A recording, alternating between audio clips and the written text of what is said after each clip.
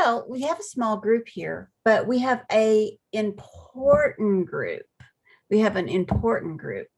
Um, we have Gayla Mears, and Gayla, are you from Moore? Norman. Norman, right. And we have a lot of kids in Norman who are on our deafblind census. So I am super excited that you're here. And Amy Urias is here, and she's from a small town in the Panhandle. And we have a lot of kids there too. So I'm really excited that you guys came, and you're in for a treat because we have Beth Kennedy with us, and she's the real deal. Whenever I took this job over, the previous director said, you need to be friends with Beth Kennedy. She's the real deal. And she is. She has lots of experience working with children who are deafblind, and she has been in the field in many different capacities over the years. So I think she's been there and done that, and she can help us know. I use her a lot for kiddos that I'm just stumped. If I don't know what to do, I'm like, I'm going to call Beth, because Beth knows. I mean, she's just seen so many kids. So today we're going to talk a lot about intervenor training. And this is kind of new, definitely new to Oklahoma, very new for the United States. And right now, they have legislation on senators' desks in Washington, and to get intervenors put into IDEA. So we are super excited about that. Our state has decided not to wait for IDEA. We're going to go ahead and move forward and try to get some language in our policy and procedure, and try to kind of be ahead of the curve on getting people trained. So we'll have people ready to go once this rolls out. So Beth, I'm going to send it over to you. All right. And I'll mute myself. So I'm going to try to, oops, it says I can't share my screen. Kristen, can you make that happen? Host disabled screen sharing. Or I could just email my PowerPoint really quick, whatever's easier.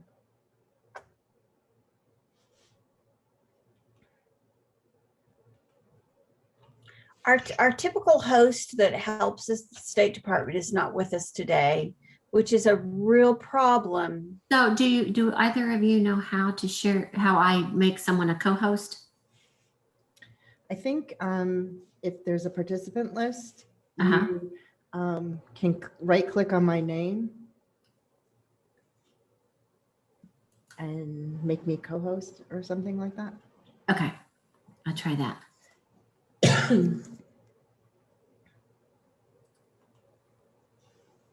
There you go. Thank you. Beth has to do it all. Present, technical support. So do you see my PowerPoint now? Yes. Yes. Okay. I'm actually surprised I could offer technical support. It's not my forte.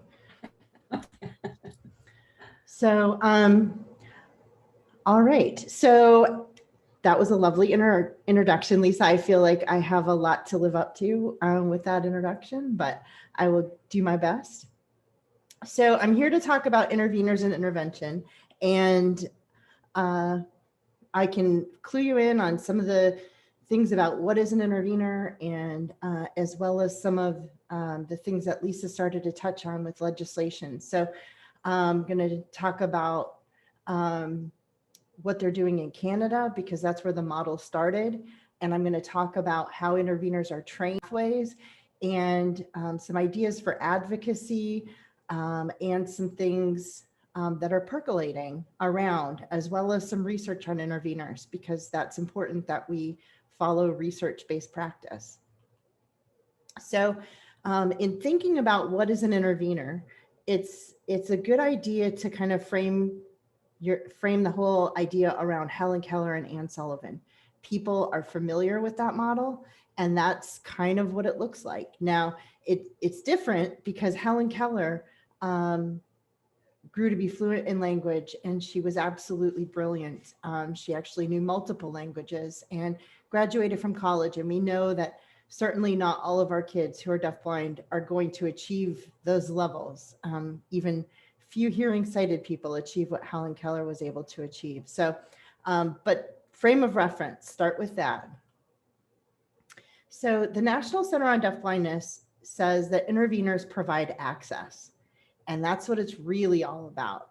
So an intervenor doesn't come in to replace anyone who's on the team. And I'm confident that in Oklahoma, you have lots of expertise, great teachers and physical therapists and OTs and PTs and even vision consultants and hearing consultants. And so the intervenor is not there to replace any of those people, but the intervenor is there to work with each of them to provide access to the instruction that those people are coming up with.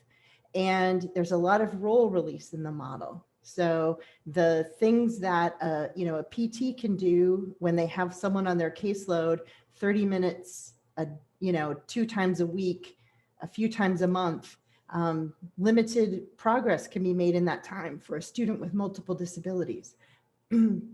But when you have an intervenor who can do that, go in and work with the, excuse me, I have my allergies. I apologize. So when you have an intervenor who can work with that therapist or that teacher and learn the skills and then implement them throughout the week, that's where the growth starts to happen for a student who's deafblind, because their program becomes so much more consistent. And all of the good things that the other people on the team wish for that student start to happen. And when I think about, how an administrator feels about this whole model, sometimes they're like, well, if we do that for one student, are we going to have to do it for all students? Because that sounds like a big price tag. And first and foremost, an intervenor is only for students who are deafblind. So they might not have deafblind as an eligibility on their IEP, but they have a vision loss and a hearing loss, that combination. They often have additional disabilities. So now we're talking about the lowest of low incidence disabilities. So we're not talking about a high number of kids. And later in the presentation, I'll talk more about how we even figure out in that tiny pool of students who actually needs to have an intervenor. So, because it's not even all of those. So, in thinking about what an intervenor is, it's a good idea to talk about what it isn't, because a lot of people start to have things pop in their head like, oh, it sounds like a para, or it sounds like an interpreter. And so I need to talk a little bit about what these people don't do. So a paraprofessional, as all of you know, is someone who works in typically special education, sometimes education, and they are helpers. They're helping in the classroom. They're helping possibly a teacher or a number of teachers bouncing around a school. They're helping multiple kids. They're doing sometimes materials, making copies or doing bulletin boards or whatever. And that's an important job. But an intervenor can't do those things because an intervenor is providing access for a student who's deafblind. So if the intervenor steps away from the student who's deafblind, who's providing access? And so that's where those models differ. The intervenor's just for the one student. And I'm going to spend some time talking about why that's okay, because I know some people hear that and go, oh, no, we're not going to create that level of dependence. But that's where the training becomes really important. We'll get there. An intervenor is not an interpreter. An interpreter has very specific credentials where they take language 1, English, into language 2, ASL, and back and forth, and they have cultural competence in hearing sighted culture and deaf culture or deafblind culture. And there are some interveners who are fluent in sign. There are even a few interveners that I know who have both an interpreter credential and an intervener credential. So they're very skilled people, but those are very two different career paths. So an intervener is often working with students who are communicating through behavior, through push-pull, through objects and pictures, and much lower level concrete forms of communication, not fluent language. Then we have teachers. So teachers have bachelor's degrees or master's degrees, and they have areas of study, might be special education or a specific branch of special education. Myself, that was deaf blindness. Then, so we need those teachers to create the lesson plans and to adapt the curriculum and do all the things that they're trained to do. But when a teacher is trying to meet the needs of all the students in the classroom, the intervener is there with that one student to take all the wonderful things the teacher is doing to make sure that the student who's deafblind has access.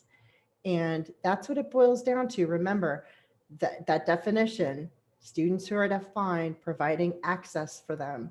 And that can mean a lot of different things, and we're going to get to that too. Then we have the therapists, right? The OTs, the PTs, the speech pathologists, and they definitely have their areas of expertise. And when an intervener works with those people, like I said, the consistency and level of implementation of all those goals and objectives, that's where the magic starts to happen. And then we have the consultants, same again, with vision consultant, deaf, hard of hearing consultant, their areas of expertise. Those professionals constantly supporting the intervener model is really important, because interveners have training, but they don't have near the level of training that any of those other people do. So the interveners constantly learning from the professionals on the team how to implement things with the student. And then we have nurses. Some of students who are deafblind have medical needs, like kids with charge or kids who have seizures or trachs or G-tubes, things like that. And sometimes there's a nurse working with them. Nurses are trained to handle those medical situations. My mom is a retired nurse, and she's a caretaker. And again, that role, critical, but not what an intervener is. An intervener isn't supposed to take care of, isn't supposed to do the things nurses do. Now, some interveners do some suctioning or, connect a G-tube at lunchtime or something like that, but not to the level that a nurse would. Then I always put this on my slide. Interveners are not spies. And so an intervener works right with the student who's deafblind all day, across all settings, with all people on the team. And so sometimes parents think, I don't need to talk to the teacher or the PT or the speech. I'll just talk to the intervener. And then, that's where some triangulation can happen. And when I train interveners, I caution them about that schools have policies, districts have policies about who should talk to parents and how that should look. In my intervener program at CMU, we develop, as one of the assignments, people develop a homeschool communication worksheet that gives some very set parameters about what is communicated between the parent and the intervener. And that is important, I think, setting boundaries about what's okay and not okay. And sometimes schools say, you know what, teacher only. Teacher is the person, that's the point of contact for home.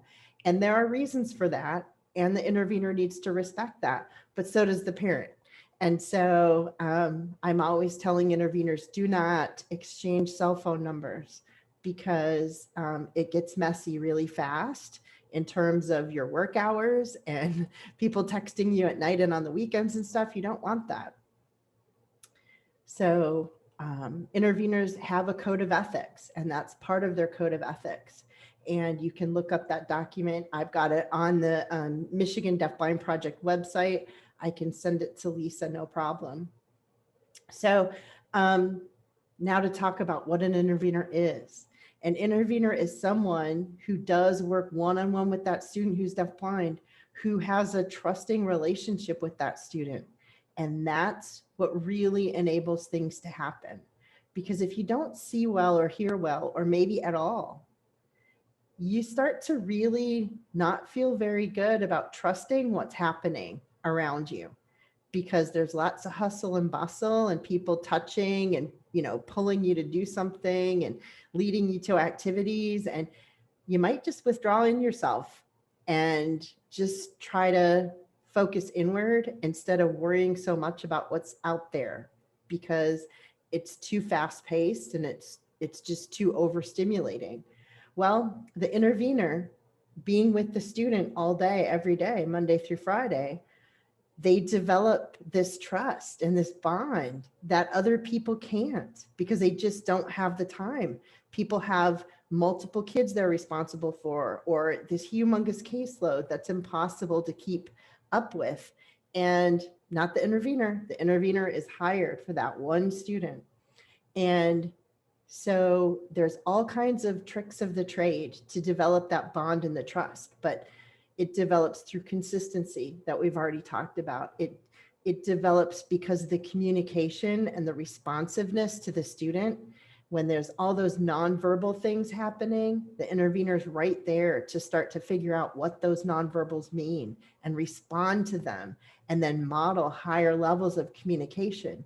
So all these things start happening, and the student starts being willing to try things that they weren't trying before because they were so nervous about the hustle bustle in the environment. So an intervener works as a member of the team. They should never be a little island onto themselves with, you know, all the other service providers meeting needs of other students. It does happen, even in Michigan, where I've been working on this a long time, where people think, okay, the intervener's got that student, I'm going to go worry about this other stuff. And we need to be really careful that that doesn't happen, because that's not how the model is supposed to work at all. The intervener is supposed to plug in and work with all the other people on the team. Now, in a perfect world, we'd have some more teachers of the deafblind out there to support students who are deafblind. That's eons from now. There aren't enough teachers of the deafblind to even staff the deafblind projects. So state projects are doing what they can to provide training to teams. So if you in Oklahoma have a team that's going to try the intervener model, Lisa would work with the team to make sure that people on the team understand the role of the intervener, would understand deafblindness, and would be able to feel comfortable supporting the intervener. So because this model is so new in the United States, the state deafblind projects are really trying to help everyone understand we're here. We're here to be a resource to you to help you make this work. And so interveners are supervised by people right on site. I don't mean to imply that interveners are supervised by state deafblind projects, because they're not. We're just here as a resource to the whole team, including the intervener. But it might be the classroom teacher, or whatever the school policy is around supervising, and the case manager for the student. All those people would take over the supervisory responsibilities. And the intervener needs to be present across all of those things happening throughout the day, as I've said, because the role release and the training can't happen if the intervener is not there. So when the student goes to PT, it's not the perfect time for the intervener to take a break. It's actually a horrible time. The intervener should go to PT and learn what's happening there. This photo that's on this slide is a speech pathologist, and the speech pathologist and the student who's deafblind are both wearing these headbands because they're playing a game, because there's a card tucked in that band. And so they have to guess what each other's card says through hints that are provided. The student would not be able to play that game with the speech pathologist independently. So the intervener is there to support the student to engage and have access in the game so that the speech path can do all the speech path things. And they work as a team, the three of them. And so that's really important. Interveners can take lunch maybe when the student does, or in a minute, I'm going to talk about how interveners are people and intervention is a process. And so when the whole team understands the intervention process, when the intervener does take a lunch, the student isn't missing out because other people on the team kind of understand how to support that student. And they can for that half hour while the intervener goes and has a lunch break. I'm a big proponent of interveners being around for assessments. What it boils down to is, as I've mentioned, you have all these good things happening around the student. But if the student who's deafblind doesn't have access to it, then all that good stuff isn't making its way to that student. And the student doesn't make progress, and the team gets frustrated, and the parents get frustrated, and it ends up being this lose-lose situation. But when you have an intervener there, especially during things like assessments, when decisions are made about how a student's going to be supported throughout their day, it's so critical to make sure that the assessment is accessible to the student and that it's broken down in a way that's going to be meaningful to the student so that the results are more accurate. Then team meetings. This is another area where I struggle sometimes in my own state. You know, if only professionals are around the table talking about a student and how to support them, and the intervener is not there, then the person who knows the student best is not there. And so the intervenor model works best when the team is open and supportive of the intervener and welcomes the intervener onto the team as someone with useful information.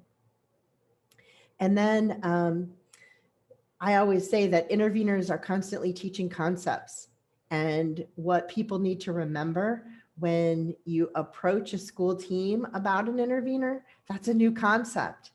And so just like we're worried about kids who are deafblind learning concepts and the time it takes and foster that, we also have to take that time and foster that within a school team and help people understand what it means.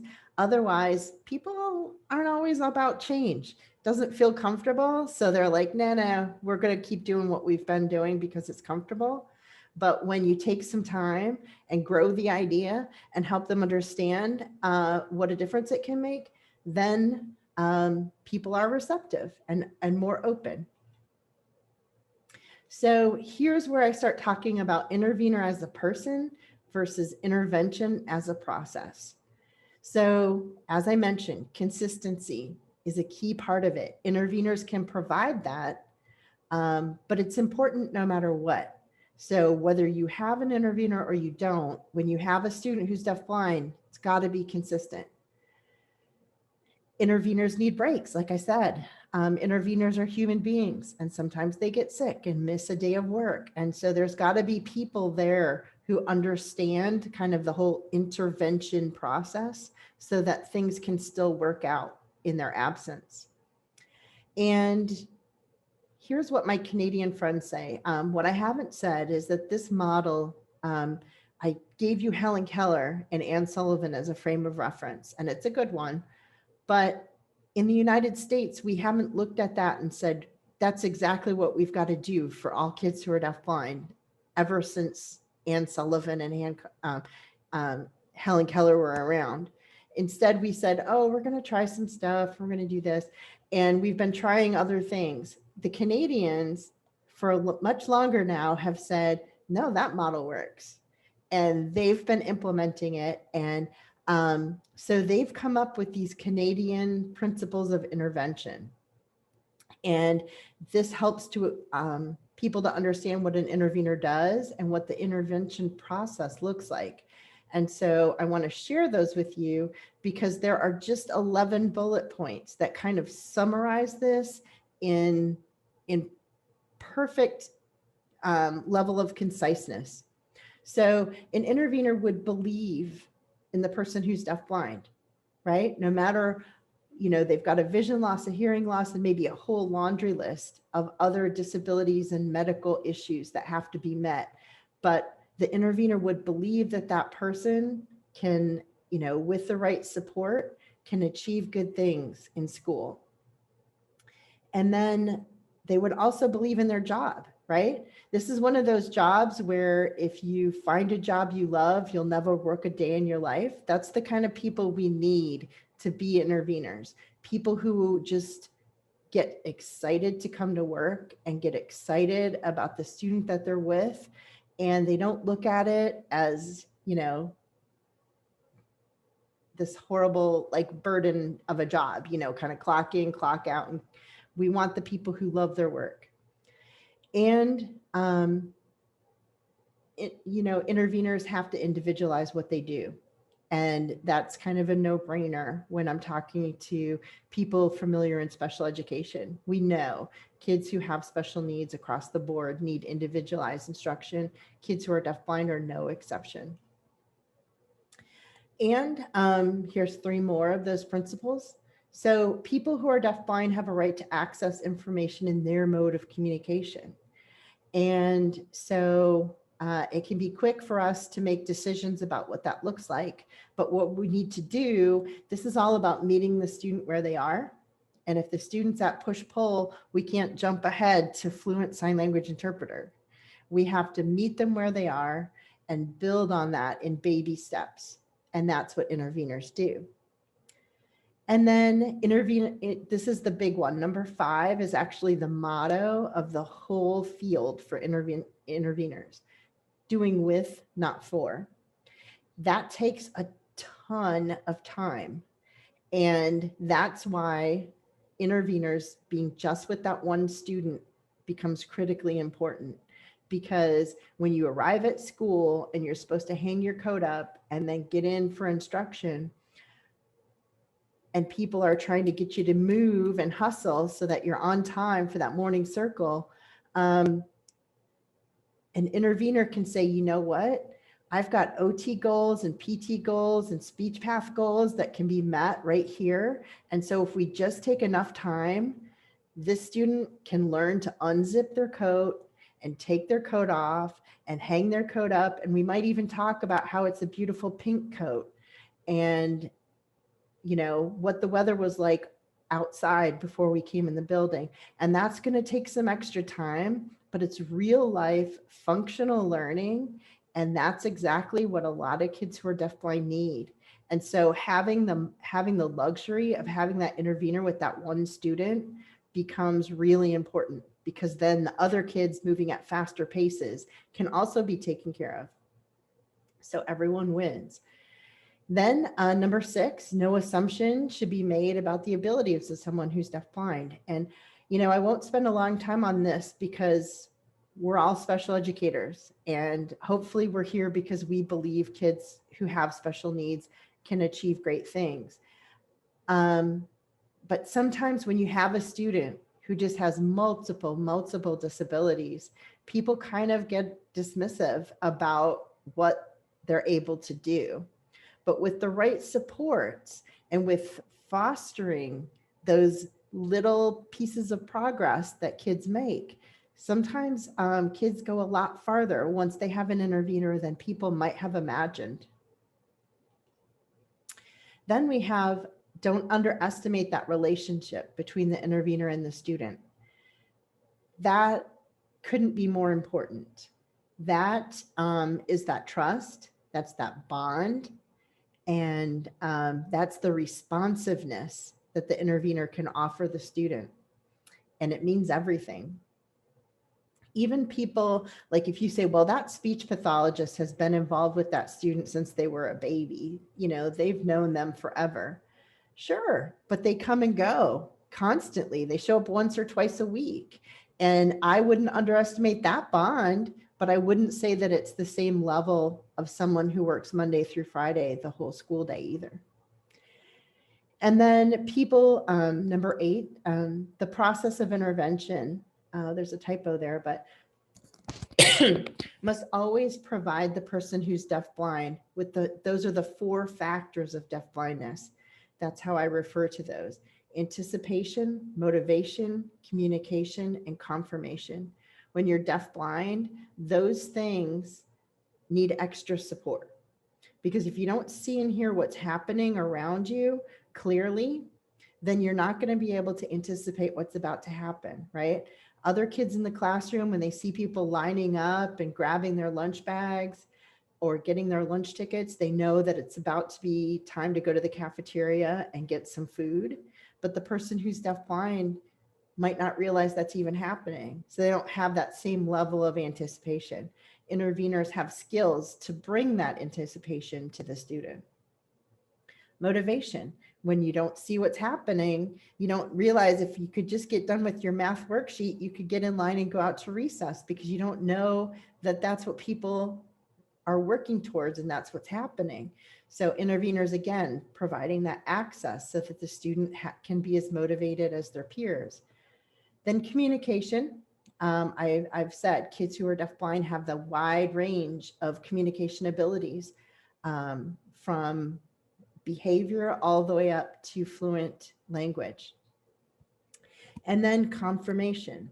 Now that can be the, gold star that you get for doing the right thing. That's confirmation, but it's also your impact on the world. So let's say I'll use a student who has charge syndrome as an example. Charge syndrome, so many of the kids are just very witty. They have the sense of humor, and they are just funny. And interacting with them, you might have yourself smiling and giggling quite a bit. But if their vision loss doesn't allow them to see that you're smiling or know that you've just cracked up a little bit, they don't know that they had such a positive, what a great gift to make someone smile or to make someone laugh. And if they don't realize they've done that, they don't get the little self-esteem boost that you get when people around you are having a good time. Or it can, and also mean, like, if you're cruising down the hall with your mobility cane and you're trying to get from one class to another, and your mobility cane knocks someone's water bottle over and the water bottle spills out and people's backpacks get wet and people are upset, but the student who's deafblind just keeps cruising along with their cane because they don't know. They have no confirmation of what just happened. So that can work in kind of like a good or bad way, but both are learning opportunities. So the intervener can say, hang on, look what's happened, and give that student who's deafblind opportunity to learn how to say, I'm sorry, to learn that it's a good idea to help clean up when you've made a mess like that. Those kinds of things. So here are the final 3. Every experience is an opportunity to learn. And so it's just constantly seizing the moment, whatever that is, whether it's, you go outside to recess and there's a worm on the sidewalk, and so you're going to talk about the worm, or if it's, the water bottle that fell over in the hall, anything is a learning opportunity. And then 10 is focus on intervention should always be on the needs of the person who's deafblind. And that's where that person's only responsibility of the day is to be with that student and provide access to that student. If you have an intervener who's on their phone or who's distracted or who's helping other kids, then that student who's deafblind doesn't have access. And so you won't see the same level of magic that you would see if the intervener was truly doing their job. And then number 11 can just be summed up as professional development. Interveners need to be trained. They need to have ongoing professional development, just like anyone with any level of skill or expertise would. So I'm not going to show you this today, but I want to make you aware there's this awesome video that's readily available on the internet. And if you just Google Jarvis goes to the drum store, it's a 12-minute video and it is Intervenor Gold. You see all of the 11 principles happening in that 12 minutes. And so if you're a person who's like, you know, I heard her talking about that, but I really need to see it, this clip lets you see it. Now, it's an older clip, so it's not in high def or anything like that, but 3 people support Jarvis.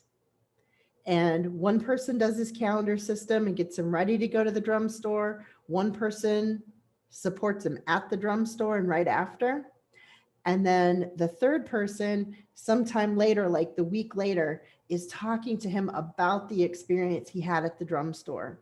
But all 3 of those people are providing flawless intervention. They have different roles on the team, but they're all supporting the student in the way that works best for the student. So that's intervention as a process. Now, one of those people might be an intervener, but they all provide intervention. So this intervenors have training, and there are a couple of different models in the United States that are kind of evolving. In Michigan, we have been using the higher ed model, and there are 2 higher education programs in the United States. One is at Central Michigan University, and that's the one that I run. And then the other is at Utah State University. Both of them are online programs, so you can take them from wherever you are. And I'm pretty sure that Lisa has had people who've been to both of these programs. So there's a little bit of higher ed precedence in Oklahoma. In Michigan, so far districts have embraced the higher ed model, and whether they choose CMU or they choose USU, I don't mind. For me, it's about, are they committed to having an intervener who has good training? So not so much how and where you train that person, but that that person is trained and that the training is based on the competencies that have been identified by the Council for Exceptional Children. So like other special education roles, the CEC has identified the knowledge and skills that an intervener must have to meet the needs of a child who's deafblind. And so higher ed, we've built our programs around those competencies. There are some states who are using other training models, but they're also basing them on those CEC competencies. But I will tell you that for the State Deafblind Project, who's often the lead on those training programs, it's a ton of time. And it becomes kind of the sole focus of the State Deafblind Project. And then other things don't always get to happen. It takes a lot of time to run a high quality intervener training program. So with the higher ed model that I know much more about than I do those other models, I can tell you that Utah and CMU provides the coursework. So those knowledge competencies, check, check, check. So we're taking care of all those. The skill competencies are also being fostered in the programs, but we're working with the State Deafblind Project. So when I have a student from Oklahoma going through the CMU program, I'm working with Lisa on the Deafblind Project in Oklahoma to do coaching. So there's on-site coaching. So as the intervener's trying to implement what they've learned in courses, they're getting coaching from a person who's familiar with what's happening in their state and their, kind of school district. Because what I know about what's happening in Michigan may or may not be happening in Oklahoma. So it's good to have a local person to be that coach. Now, the training and other deafblind projects may or may not have coaching along with it. Both of these can lead to a national credential. The National Credential for Higher Ed is through the National Resource Center for Paraeducators, and that's this slide. When you go through the higher ed program, you are getting coaching, you're taking classes, and you're compiling a portfolio with parent consent, of course, or family consent, and you're accumulating photos and little video clips and pictures of the schedule system that you develop and pictures of the accommodations that you're making for your student. And you're putting these all in a portfolio. And the portfolio is what gets sent to the National Resource Center for Paraeducators to get approval for your national credential. So there's a lot of people fostering that that training for that intervener to make sure that they do have the knowledge and the skills necessary to meet the needs of the kid who's deafblind. And then there's also a processing fee, $100. And we're developing now, because the intervener model is so new, there are about 100 people who've achieved this national credential. And it's not because it's so hard, it's because it's so new. And it does take a little bit of time, about a year for people who go to CMU, because I embed the portfolio throughout the program. At Utah, Linda Alsop runs that program, and she has it separated out. So you take care of your coursework, and then later on you do the portfolio. And so that program takes 1.5 to 2 years. And that's why I like to tell people about both, because some student interveners are drawn to the faster pace, and some need things drawn out because of their life circumstances or whatever. They need to take things slower over time. So now advocating for an intervener. Special ed administrators might not be the person in the advocacy role, but parents or some other people on the team maybe get the idea to have an intervener. And so these are some things you might hear about from those people who are advocating. Or if you do need to do some advocacy within your district, here are some tools you can use. And your advocacy might be how I'm going to insert this into my budget. So some of these tools will help you make those decisions. So as Lisa said, interveners are not yet federally mandated. Some states do have mandates, and some states are trying to develop some mandates. Michigan doesn't have a mandate, but some states do. So if your state is moving in that direction, there are precedents and there are some models that you can borrow from other states. Like Illinois is one that has interveners in state policy. Utah is another one, Minnesota. So they're popping up around, and I do hope that'll happen for Michigan. Now, ahead of mandate, how you going to fit this in your budget? There's this IEP team discussion guide, and it's a guide. It's a PDF online. You can Google it. I've got it on the State Deafblind Project website for Michigan. You can get it off the National Center for Deafblindness, their website, or like I said, if you just Google IEP team discussion guide for interveners, it'll pop right up. And the intervener team talks about, does the student need an intervener? And what it boils down to is access. So how is the student accessing their environment? And it walks you through the different environments throughout the school day. How are they accessing the classroom? How are they accessing gym class? How are they accessing other environments and other activities at school? And is that access sustainable as it is right now? So if the teacher's providing access in the classroom, can that teacher do that all the time, Monday through Friday?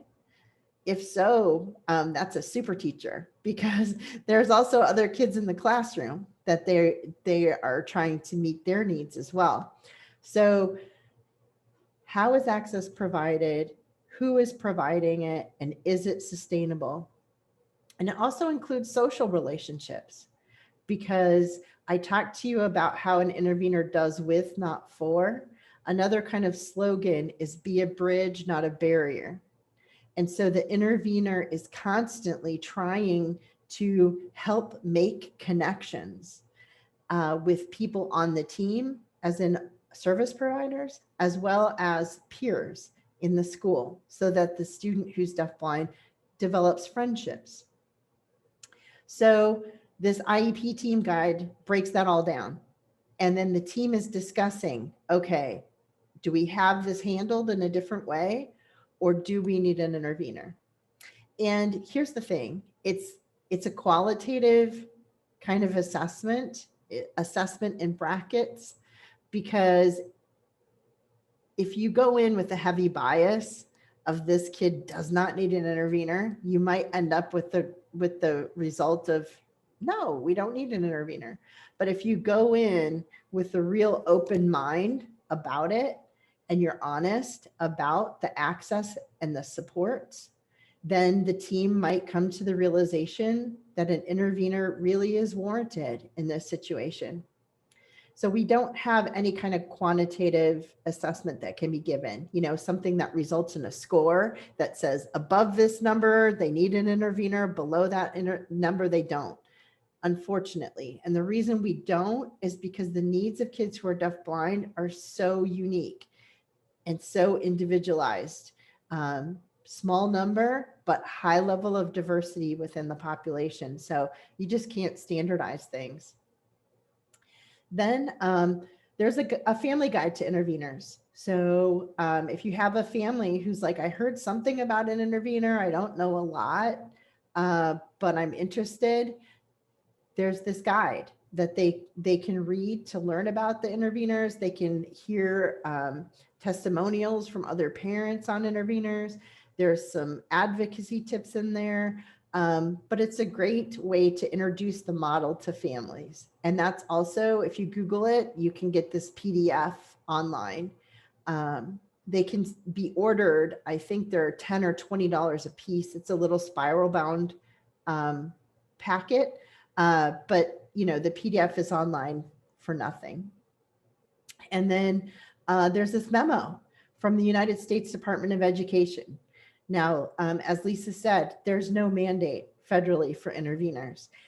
Therefore, it's not in law, and therefore, there's no line item in all of our budgets ready to pay for interveners. But what this memo says is it's okay to use IDEA money to pay interveners. So what special ed directors have done in Michigan is to put intervener/para or intervener/interpreter, depending on the needs of the student. If you have a student who's got high levels of language, you might go the interpreter route. If you've got a student with multiple disabilities, you might go that para route. But we have succeeded in having people write intervener right in the IEP as a support service. And it's because of that IDEA memo that says it's okay to use that money that way. There are some federal laws that do kind of speak to the whole intervener thing, right? People know about ADA, Americans with Disabilities Act, that talk about access. And how many times I've said access already in this presentation. So there's the ADA, 504 plans come from the ADA. And all of that, you have to think about the tools that are in existence, right? Intervenor is not in IDEA, but access is in the ADA. So it is there. And then you have free and appropriate public education, FAPE, and section 5, or I said 504 was an ADA, that was I misspoke. Section 504 comes from the Rehab Act, and that talks about access. And that's how we have in things like interpreters, sometimes students bus rides comes from the 504 Rehab Act. And so it's not uncommon to see some overlap in IEP and 504 kinds of services. So here are some regulations for some states. I thought it might be good to talk to you as special ed directors about what states do have intervenor things happening. I can talk to you about Michigan, but I already told you it's not in our regs. It's just happening on the local level. But West Virginia does have some information, and their state department has paid for people to get their national credential. So West Virginia is saying that higher ed is the way to go. We support the intervenor model, and we expect some college education as part of that. Wisconsin is the same, where they have embraced the higher ed model in terms of their expectations for how intervenors will be trained. Illinois and Virginia, there's flexibility. They say that you can have the national credential with higher ed, or you can get the national certificate through some other kind of training, which also is based on CEC competencies and also requires that you do the whole portfolio. So both the national credential and the national certificate are competency based, and both require the portfolio. Utah, they have training through their state school. So even though we have Linda Alsop running the Utah State University Intervenor program, a lot of intervenors in Utah are actually trained through their state school. And it's a rigorous one-year training. But they also have teachers of the deafblind in Utah. So they have these intervenors that go out in the field, but then they have teachers who are deafblind who work hand in hand with the intervenors. So Utah is leaps and bounds ahead of where other states are right now in the United States in terms of kids who are deafblind. Then we have Minnesota.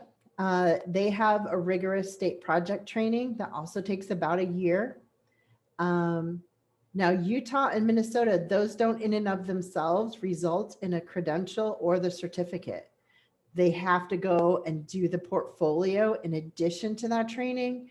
And then that gets given to the Para 2 Center out of Colorado. And they award the certificate. And then Texas is another state that says, no, we need some higher ed, a component in how intervenors are going to be trained. And in Texas, they also have levels. So as you progress and get experience as an intervenor, I think they have levels 1 through 3. They also are developing a teacher of the deafblind model in Texas. So they're joining Utah in terms of being light years ahead of where everyone else is. So if you as a special ed director need some more information to kind of wrap your head around making this happen, you might have some colleagues in these states that you know through NASD, or can look them up somehow and make connections, or through Lisa. I'm sure Lisa could connect you with people. Now, here's some state, as I wrap up, I'm aware that I'm at the 1 hour here. Here are some possibilities at the national level for how this might become federal law. There's reauthorization of IDEA, which has been up for a long time. So who knows when that's really going to come to fruition. But now we have the memo that says that even though it's not actually explicitly stated in IDEA, we can still use that money. Lisa talked about the Alice Cogswell and Sullivan Macy Act.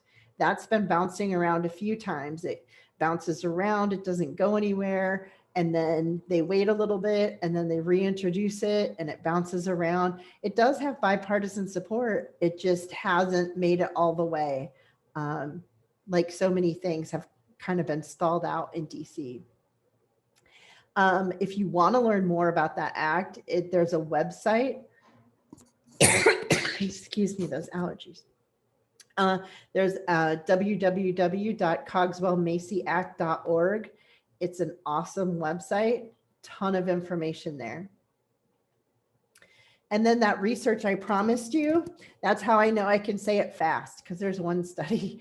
There's just one study. So if you need empirical evidence to help make this happen, it's a little weak. It's from 1994. That's what makes it weak. But this is a longitudinal study, a 3-year study, which makes it also very powerful. What they did, it was based in Utah, where they've got a strong model. And they took kids who are deafblind and they matched them up with kids in other states where the system is not as strong. And so they had similar needs paired up. And they monitored those kids for 3 years. The kids in Utah had intervenors. The kids in other states didn't.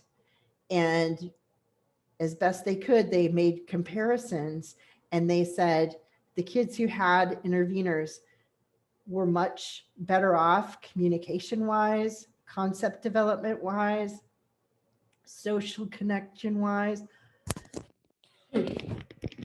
And because this was birth to 3, it was also engagement in their own families. And the kids who had intervenors were off the charts with their progress compared to kids who did not. So worthwhile look up. And then there are 3 additional studies that just mention intervenors. Correa Torres said that kids who are deafblind tend to communicate more with adults in their environment, so they need intervenors. But that's all it says is, so an intervenor could help. Nelson, Height, and Greenfeld said that a kid who is deafblind would stay on task in the classroom better if they had an intervenor. And then Parker and Nelson, it's more of a lit review. It talks about the history of the deafblind field and teachers of the deafblind and intervenors. And so it's a wealth of information, but it doesn't really talk about how the model works or doesn't work. So sorry about the allergies. So anyway, those are the studies. I'm actually working on my dissertation, so hopefully there will be one more study relatively soon. But this is a picture of Haben Girma, and I kind of consider Haben sort of the modern day Helen Keller. Helen Keller died in the 1960s. Haben Girma is alive and well, and you might recognize her. She's been in national news. She met President Obama. She's been involved in advocacy. There's an FCC program called I Can Connect that's available to people to get equipment to support people who are deafblind. She was involved in that. And she graduated from Harvard Law School. So she ranks right up there in terms of her intellectual level with Helen Keller as well. And she works in disability law. So she's got a real social justice slant on what she does in terms of people who have disabilities. And she also is an author of a book. It's a great book, and she's got a TED Talk. So if you don't have time to read her book or listen to her book, you can access her TED Talk, and it's pretty good too. So here's my contact information, and I know I'm at time, but I do welcome people to contact me. I'm in Michigan, but I am always willing to take time to talk to people on the phone or exchange emails about intervenors or the intervenor model. The other thing I've done also for some people in Oklahoma already is to help them connect with other people who have a child who has an intervenor at school, or who is a teacher who works with intervenors in school already, or who is an administrator who's figured out how to make the model work in their district. So I have made some contacts, some connections like that, because, you know, it's one thing for me to talk about it. It's another thing for you to have an opportunity for someone at your level who's your peer in another state who's already made it happen. So I don't pretend to know all things, but I am willing to help people connect with people who can help them. So that is where I wrap up. Well, Beth, thank you so much. I learned new information today too, so I'll be calling. So let's see, Beth, can you stop sharing, or does Kristen have to stop sharing? I will stop sharing. Okay, so we can get from anybody else that wants to ask a question. We do have some success stories in Oklahoma with students who use interveners. We don't have a lot. We have a couple, but it's pretty amazing. One particular student, I mean, we have worked and worked and worked with her. She always had a different person every year, sometimes a couple of different people during the year. She never communicated, and she would, now Beth was nice to say how, some kids withdraw. This student did not withdraw. Some of them act out, because I think they want the information and they can't get it. And she did both. She withdrew, but when she was younger, she acted out. And so she's starting to communicate this week. She communicated without any prompts. She wanted more crackers. I mean, it was the most exciting day of our year. She has never had a friend in school. And now she has this little group of friends and they play ball, and her vision is not that good. So I'm always wondering how that ball activity works, but they love each other. And she searches the other kids out, in the classroom. And, she just wanted to go lay on her beanbag. That was just kind of how she managed her world, and it was safe there. But she is an intervener who believes in intervention and believes in her, which is a huge part of this. And she had another intervener that really didn't believe in her and really just wanted to be a nurse to her. But she didn't need nursing. She needed somebody to communicate with her and somebody to be there every single day and really help her manage her daily routines and schedules. So it's always great when we hear what's happening in other states, but it's actually happening here too. And we need it to be more widespread, which is the reason why we're doing this. But I am super excited. If you have questions, we just have Amy and Gayla. Do you guys have any questions about what we talked about today or next steps? Lisa, I guess the only question I would have is there some legislation in the Oklahoma state that is going to make this be a requirement? We're working on that. And do you have a time frame?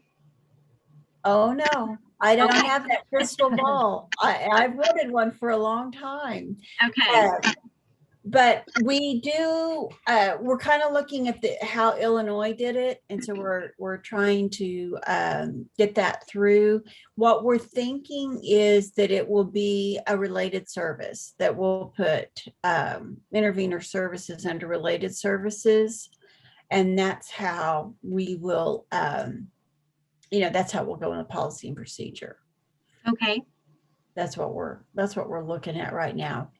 Or also, sorry, that's what the memo calls it as well. So the memo Yes. from Ruth Ryder at the Department of Ed refers to it as a related service. Right. And we want to provide training, the State Department and the Oklahoma Deafblind Project. We work together right now, and we train the intervener I was giving you the success stories about. And we want to look into expanding that and offering this to more people. So Amy, I know you have somebody that kind of works one-on-one with the gal out there in your area. And it would be great. I mean, we could hopefully, we haven't quite nailed it down, but for sure the tuition for the CMU classes, and it would be wonderful. And Gayla, you in your district in Norman, you have some young kids, and some middle schoolers, about to be middle schoolers. So it's a right time to look into this, and think about. And I'm here in Norman too, so I can help. And Norman actually had the first nationally certified intervenor, but that little kiddo moved, and she's not serving as an intervenor anymore.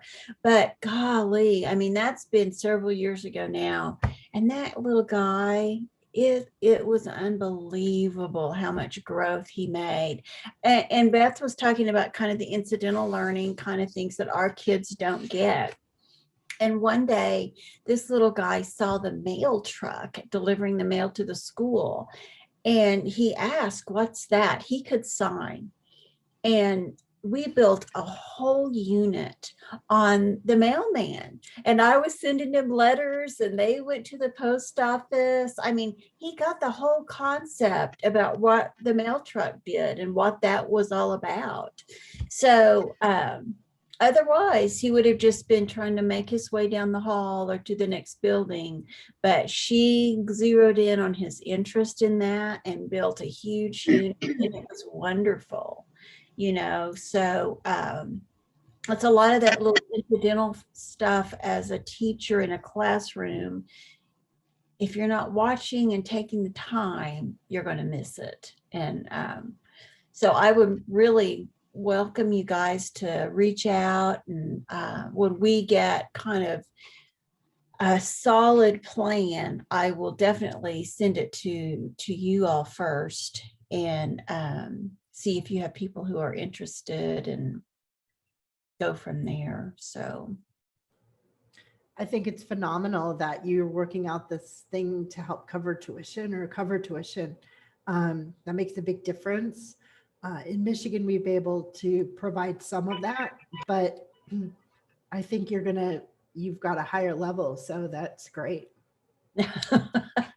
We'll say Kristen is from the higher level. She's from the State Department. Well, thank you so much, Beth. I'm not kidding. I am going to be calling you. Okay. And thank you, Amy and Gayla, for taking time out to be with us, because I know it's a busy, busy time of year and a crazy year on top of that.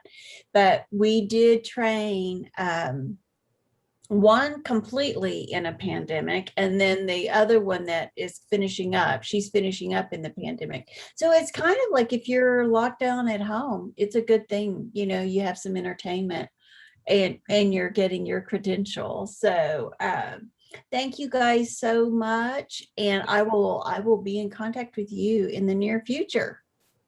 Thank you, Beth. Bye. You're welcome. Thank you. Bye. See you later. Bye. Okay, you're in charge.